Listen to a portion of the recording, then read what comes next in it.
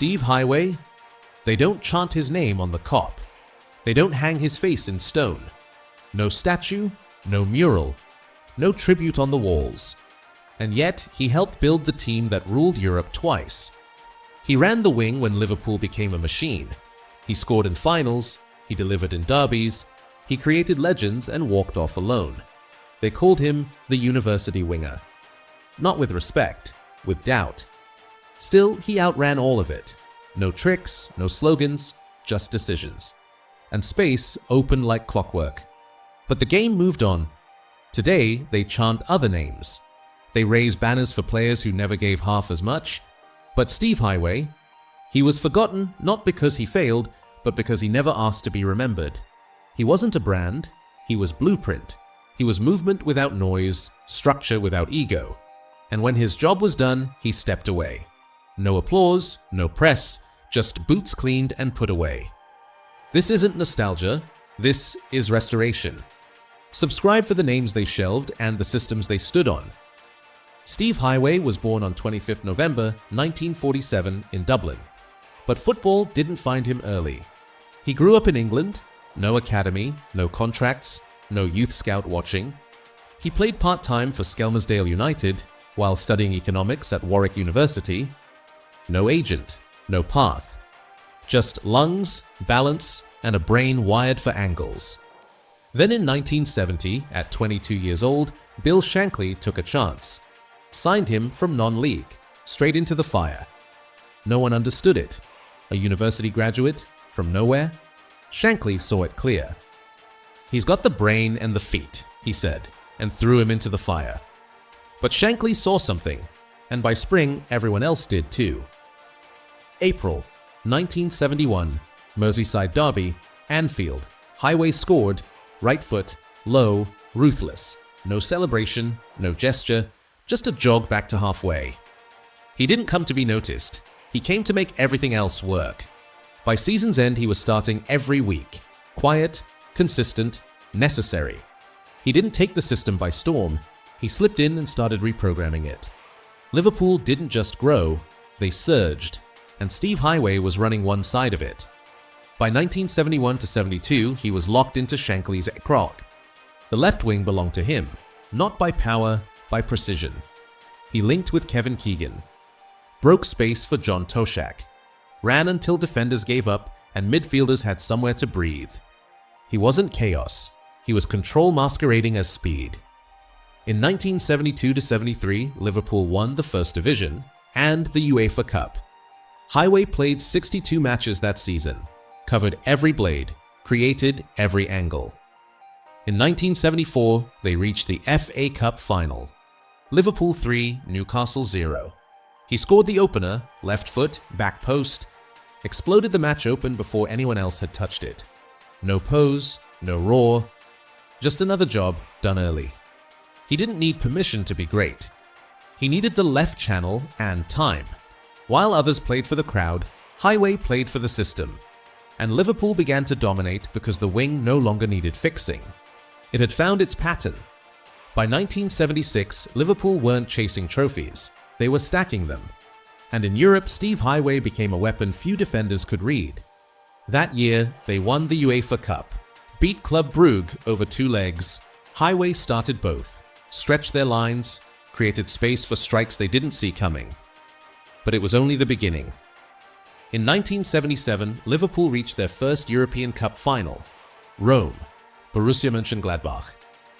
Heighway didn't score, he didn't need to, he sprinted, split their defense, and in the second half won the penalty that made it 3-1. Liverpool were champions of Europe. In the semi-final against Zurich, he carved open the match with a pass Keegan didn't need to control. He didn't pose with the trophy, he didn't shout for the camera, he stood at the edge of the photo like always. He didn't chase the light, he created the shape it moved in. In 1978, they did it again. Back-to-back European Cups. Again, he started. Again, he delivered. Again, no noise. Bob Paisley didn't speak often, but inside the club he called Heighway irreplaceable in Europe. Liverpool were winning everything. The league, the FA Cup, the European Cup. Again. And again. Keegan left. Dalglish arrived. Rush came through. And Heighway? He gave Dalglish the same perfect passes, different name, same angle, new faces, new headlines, new heroes. But Steve Heighway?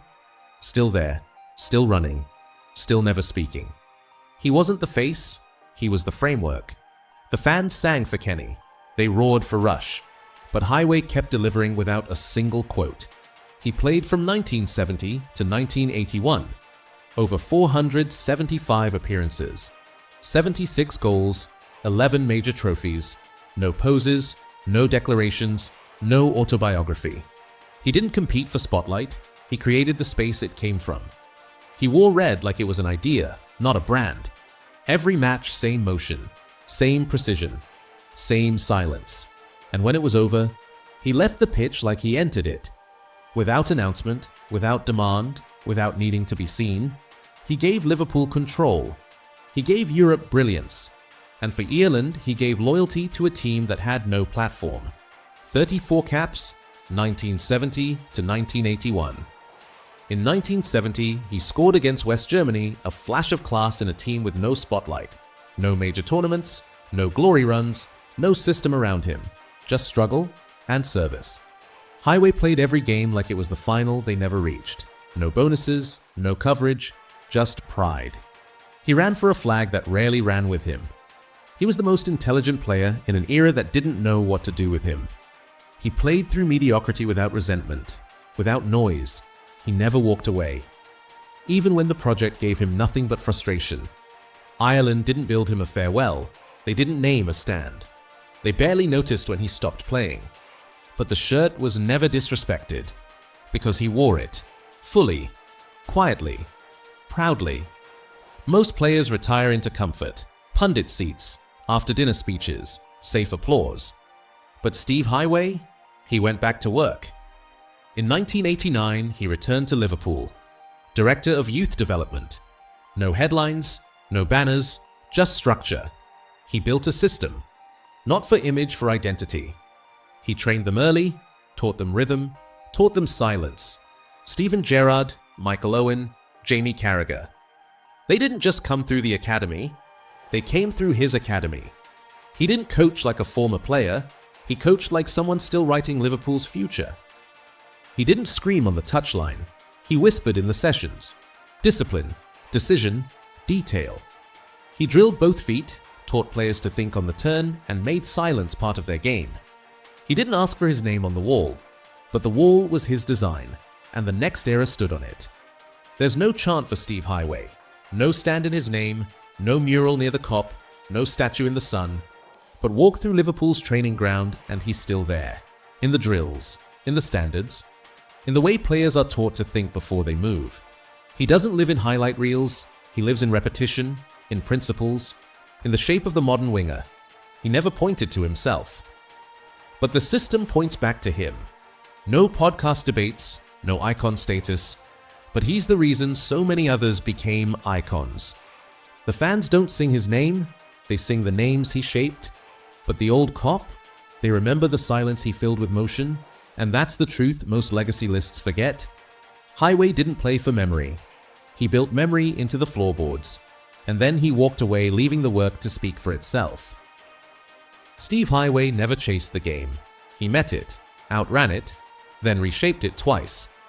Once with his boots, once with his vision.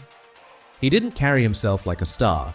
He carried systems, teams, ideals. From the wing to the academy, he left fingerprints on every era that mattered. And when it was time, he left without asking for anything. No lap of honor, no testimonial, just silence. He wasn't the face of a generation. He was the framework. His story doesn't fit the usual script. No headlines, no media arc. But his legacy, still visible, still working, still built into the ground Liverpool stands on. He never called himself great. He never needed to. The game knows, even if it doesn't always say it out loud. Subscribe for the ones who ran the game without asking to be remembered by it.